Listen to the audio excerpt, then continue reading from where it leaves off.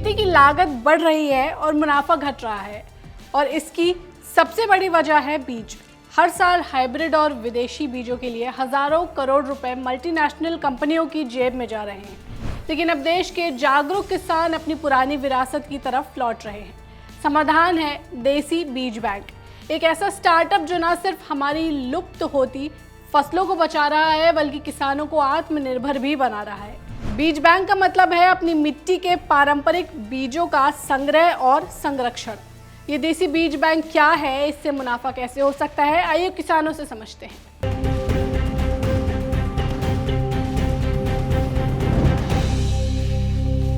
सोलह साल pharma industry में नौकरी करने के बाद रायबरेली के सत्य प्रकाश मिश्रा अब बीज रक्षक बन चुके हैं।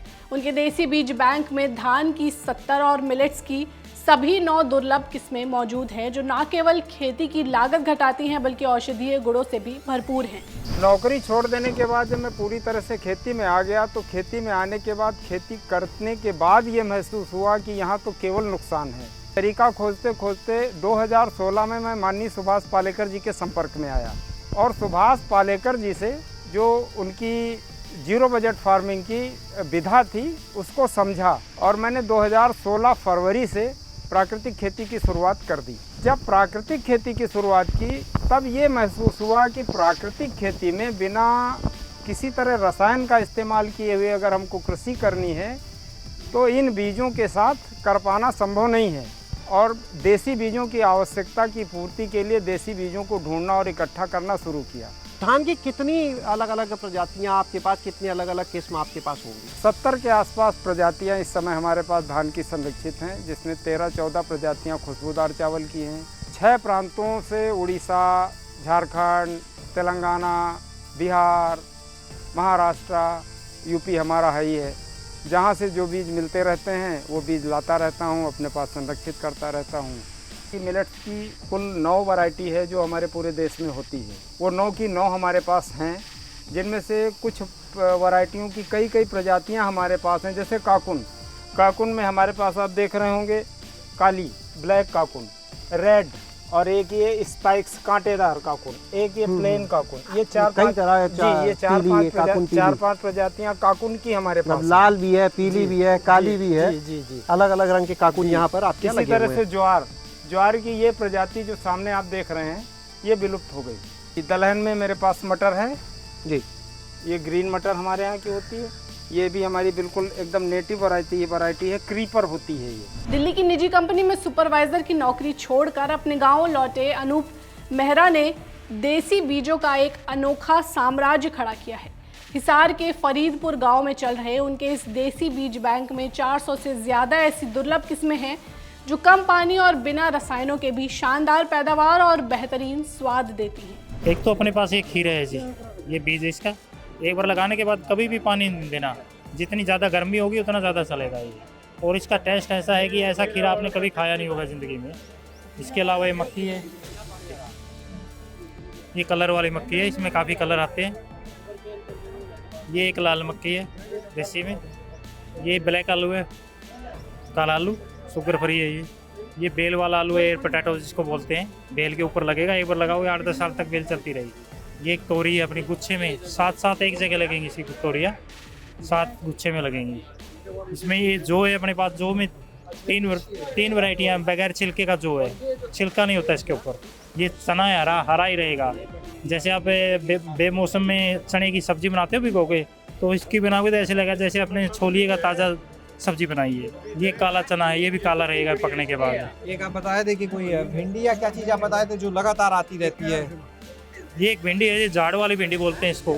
इसका पौधा 3 से 4 फुट पे लगेगा और एक पौधे के एक बार में 50-50 भिंडियाँ उतरती हैं। कोई भी ऐसा स्टेट नहीं जहाँ पर अपना बीज नहीं जा रहा है, हर स्टेट में जा रहा है।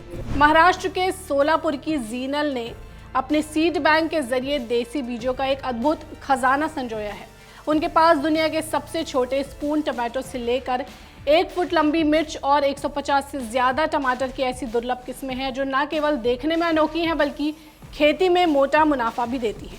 10 साल पहले हमने इसका शुरू किया था। जब स्टार्टअप किया था तो हमारे पास तकरीबन 50 वैरायटी थे हमारे लोकल। तो उसके बाद हमने इंडिया के अलग अलग रियर टोमेटोज़ वगैरह जो अलग अलग रियल धान है वो हमने कलेक्ट करना शुरू करी है, और उससे हमने ये सब कलेक्शन किया अपना, इसको अपने खेत में लगा के इसका पैदावार करके इसके बीज कलेक्ट किए। तो हमने एक सीड बैंक बनाया है, उसका नाम है गोकुल सीड बैंक। तो उसमें हमने ऐसे ट्रेडिशनल और रियल जो वैरायटी है सीड की वो हमने कलेक्ट करके किसानों के लिए उपलब्ध की है। जो देसी बीज आज हमें दुर्लभ हो गए, जो मिल नहीं रहे बाहर, तो इजीली हमारे पास वो एक साथ मिल जाएंगे। इसका नाम है स्पून टोमेटो, मतलब एक चम्मच में 10 से 12 टमाटर आते हैं, इतना छोटा इसका साइज रहता है। ब्लैक टोमेटो आप यहाँ देख सकते हैं हमारे पास, ये ब्लैक टोमेटो है सर। ये जो वैरायटी है इसको पियर शिप टोमेटो बोलते हैं, येलो और रेड कलर में, दोनों कलर में आता है। इसका नाम है जवारी मिर्ची, 1 फुट लंबी आती जी, आप यहाँ देख सकते हैं मेरे हाथ को। और ये मिर्ची जो आप हमारे पास मक्का देखेंगे, ये जो मक्का है इसको नवरंगी बोलते हैं, जिसमें 9 कलर आते हैं अलग अलग वैरायटी के। ये आप जो देख रहे हैं, आपने इतना बड़ा नींबू कभी देखा है? नींबू है? हाँ जी, ये नींबू है। इसको मराठी में हम लोग बोलते हैं इड नींबू। एक वैरायटी जो मैं आपको दिखाती हूँ, आपने एक बंच में इतने टमाटो कभी देखे हैं? तो ये एक बंच में इतने टमाटर इसके आते हैं। इसकी पैदावार भी अच्छी है और टेस्ट के लिए भी बहुत अच्छा है येलो टमाटर। जलवायु परिवर्तन और बढ़ते तापमान के इस दौर में हमारे देसी बीज ही सबसे बड़े रक्षक है। देसी बीज बैंक सिर्फ एक स्टार्टअप नहीं बल्कि आने वाली नस्लों की खाद्य सुरक्षा की गारंटी है।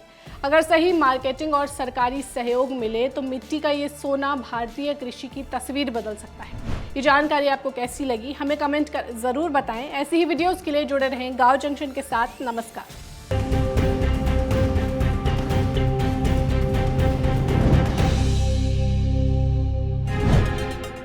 गांव जंक्शन को सभी सोशल मीडिया प्लेटफॉर्म्स पर फॉलो करें। व्हाट्सएप चैनल और जीमेल आईडी पर भी संपर्क साध सकते हैं।